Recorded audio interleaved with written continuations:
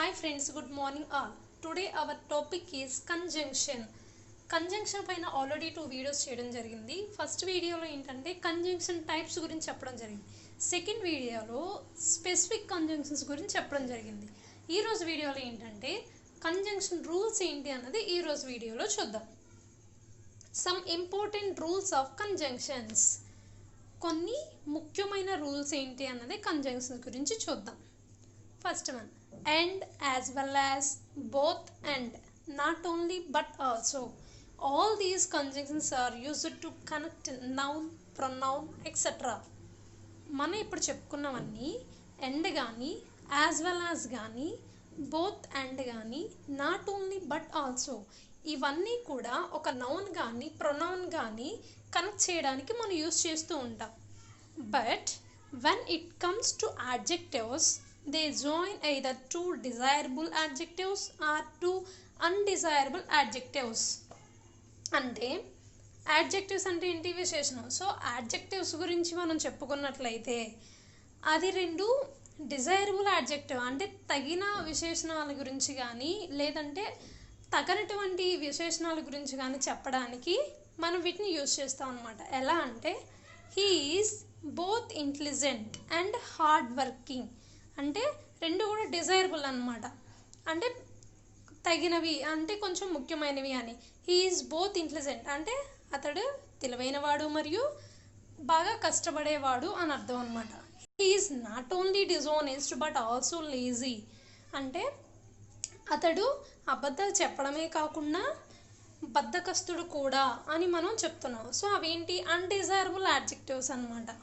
Okay, so ఇలా మనం and కానీ యాజ్ వెల్ యాజ్ కానీ both and not only but ఆల్సోని మనం ఇలా యాడ్జెక్టివ్ దగ్గరకు వచ్చేటప్పుడు మాత్రం అయితే డిజైరబుల్ లేదా అన్డిజైరబుల్, అయితే కొన్ని ముఖ్యమైనవి లేదంటే ముఖ్యం లేనివి మనం చెప్తాం అన్నమాట. Next, whenever two subjects are connected with the use of conjunctions like as well as, with, along with, and not, in addition to, but, besides, except, rather than, accompanied by, the auxiliary verb is used according to the first subject. అంటే మనం ఏదైనా రెండు సబ్జెక్టులని కలపడానికి as well as కానీ, with కానీ, along with కానీ, and not కానీ, ఇన్ ఎడిషన్ టు కానీ, but, besides, except, rather than, accompanied by, ఈ వర్డ్స్ ఎక్కడొచ్చినా కూడా ఈ వర్డ్స్ని మనం యూజ్ చేసి రెండు సబ్జెక్టులను మనం ఒక సెంటెన్స్లో కలపడానికి యూజ్ చేసినట్లయితే ఆక్సిలరీ వర్బ్ అన్నది ఎప్పుడూ కూడా ఫస్ట్ సబ్జెక్ట్ బట్టి మాత్రమే మనం యూజ్ చేయాలన్నమాట. ఎలా అంటే Sai as well as his friends is coming, Sai మరియు వాళ్ళ ఫ్రెండ్స్ వస్తున్నారు. ఇక్కడ సాయి అన్నది సింగులర్, హిజ్ ఫ్రెండ్స్ అన్నది ఏంటి? ప్లూరల్. బట్ మనం ఆక్సిలరీ వర్బ్ ఏం యూజ్ చేసాం? ఈజ్ అన్నది యూజ్ చేసాం. యాజ్ వెల్ యాజ్ వచ్చింది కాబట్టి మనం ఏదైతే ఫస్ట్ సబ్జెక్ట్ ఉందో దాన్ని బట్టి మాత్రమే మనం ఇక్కడ ఆక్సిలరీ వర్బ్ని యూజ్ చేయాలన్నమాట. సాయి అన్న సింగులర్ కాబట్టి ఈజ్ అన్నది యూజ్ చేసాం. అలాగే Dhruv and not his parents is going to the function, Dhruv మరియు వాళ్ళ పేరెంట్స్ ఫంక్షన్కి వెళ్ళడం లేదు.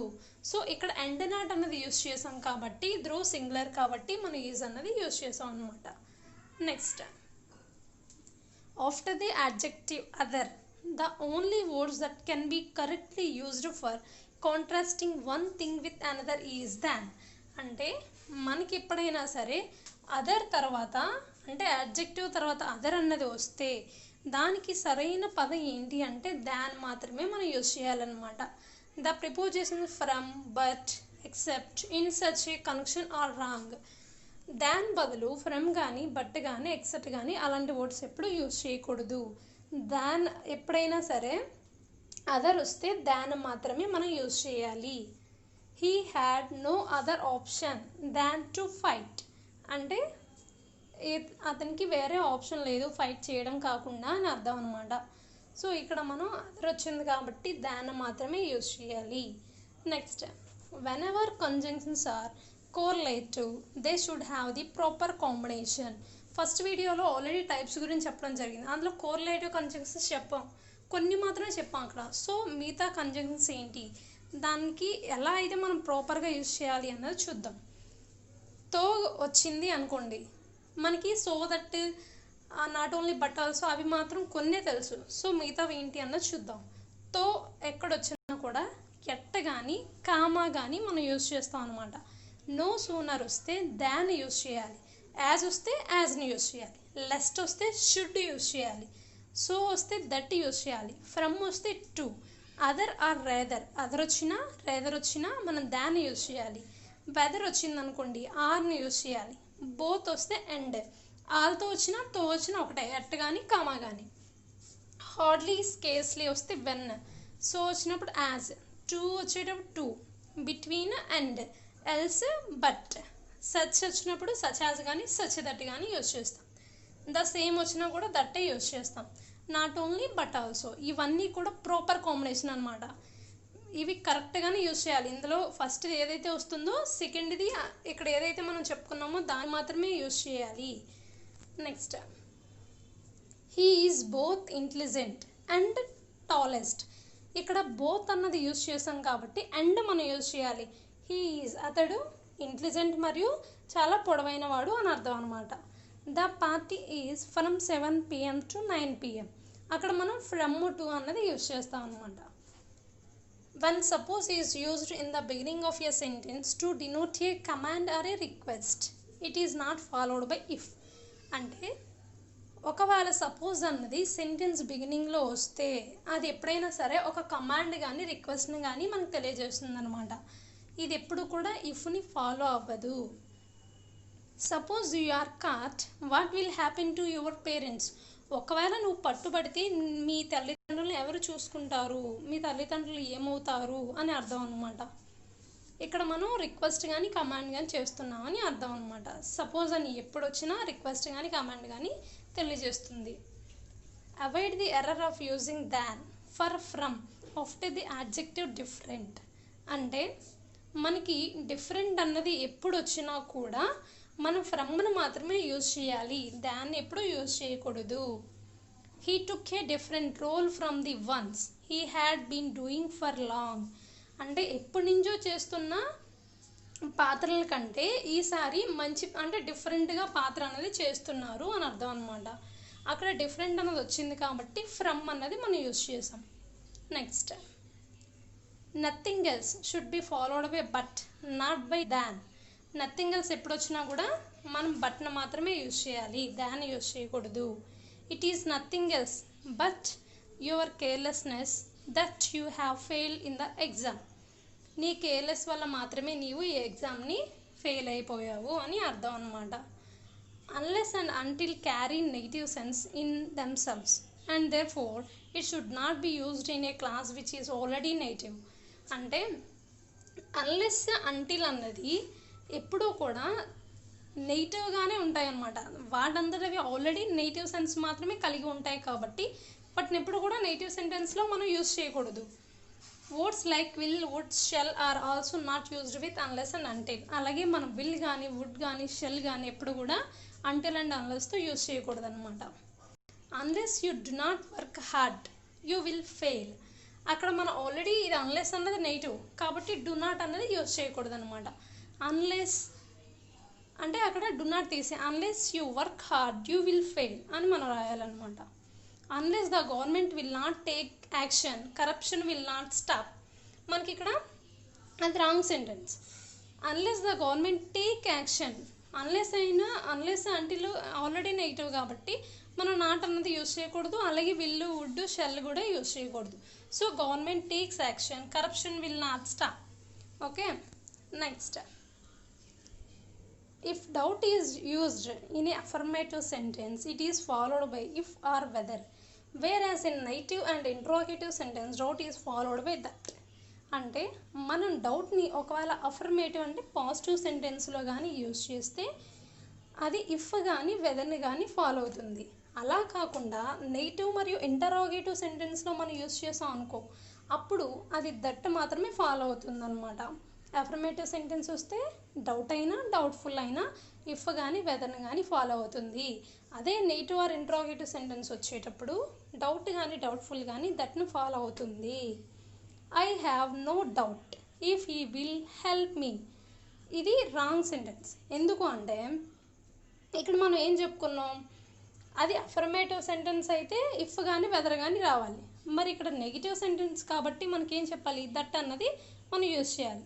So I have no doubt that he will help me. అక్కడ డౌట్ వచ్చింది కాబట్టి మనం ఇఫ్ బదులు దట్ అనేది యూజ్ చేస్తాం. ఎందుకు అంటే అది నెగిటివ్ సెంటెన్స్ కాబట్టి. I am doubtful if my parents will allow me to go to the party. ఇది పాజిటివ్ కాబట్టి మనం డౌట్ఫుల్తో ఇఫ్ని మాత్రమే యూజ్ చేస్తాం అన్నమాట. Okay, next such as is used to denote a category, whereas such that emphasizes the degree of something by mentioning its consequences. such as అన్నది మనకి ఎప్పుడు సెంటెన్స్లో యూజ్ చేసినా అదొక కేటగిరీని చెప్పడానికి మాత్రమే మనం యూజ్ చేస్తాం. కానీ such that ఎందుకు యూజ్ చేస్తాము అంటే ఏదైనా ఒక విషయం దానివల్ల జరిగే పరిణామాల గురించి చెప్పడానికి మనం such thatని యూజ్ చేస్తాం అన్నమాట. Virat played such an innings as played by the best batsmen. అంటే విరాట్ ఆ ఇన్నింగ్స్లో ఆడాడు ఎలా అంటే ఒక మంచి బ్యాట్స్మెన్ లాగా ఆడాడు అని అర్థం అనమాట. Virat played such an innings that it took the match away from the opposition. Virat ఆ ఇన్నింగ్స్లో ఆడాడు, అది ఆ అపోజిషన్ వాళ్ళ నుంచి తీసుకువెళ్ళిపోయేటట్టుగా ఆడాడనమాట. ఇక్కడ దానివల్ల జరిగే కాన్సిక్వెన్సెస్ మనం చెప్తున్నాం కాబట్టి మనం సచ్ దట్ని యూజ్ చేసాం అనమాట. Next both as and so as are used to compare persons, places or things. మనకి as కానీ so as కానీ ఎప్పుడు కూడా పర్సన్స్ని కానీ ప్లేస్ని కానీ థింగ్స్ అంటే వస్తువులు కానీ కంపారిజన్ చేయడానికి మాత్రమే మనం యూజ్ చేస్తాం. అలాగే whereas as is used in both positive and negative sentences, so as is used only in negative sentences. అంటే మనం ఈ కంపారిజన్ చేసేటప్పుడు పాజిటివ్ అండ్ నెగిటివ్ సెంటెన్సెస్కి మన యాజ్ని యూజ్ చేయొచ్చు. సో యాజ్ని ఓన్లీ నెగిటివ్ సెంటెన్స్లో మాత్రమే యూజ్ చేయాలి. పాజిటివ్ సెంటెన్స్లో కంపారిజన్ చేయడానికి సో యాజ్ని యూజ్ చేయకూడదు. Next he is as intelligent as you. అతడు నీలాగే తెలివైన వాడు. He is not so intelligent as you. అతడు నీలా తెలివైన వాడు కాదు. అక్కడ మనం నెగిటివ్ సెంటెన్స్ కాబట్టి సో యాజ్ అన్నది యూజ్ చేసాం అనమాట. Next with both as and so as, adverbs and adjectives are used in positive degree only. ఒకవేళ ఏదైనా యాడ్వర్బ్ గురించి కానీ యాడ్జెక్టివ్ గురించి కానీ మనం చెప్పవలసి వస్తే అప్పుడు మనం పాజిటివ్ డిగ్రీలో మాత్రమే చెప్పాలి. అప్పుడు నెగిటివ్ అన్నది యూజ్ చేయకూడదు. He ran as fast as he could అంటే అతడికి వీలైనంత ఫాస్ట్గా అతడు పరిగెత్తాడు. He is as good as you. అతడు నీలాగే మంచివాడు అని అర్థం అనమాట. Next lest expresses a negative sense. Lest అంటే కాకుండా లేకుండా అని అర్థం అనమాట.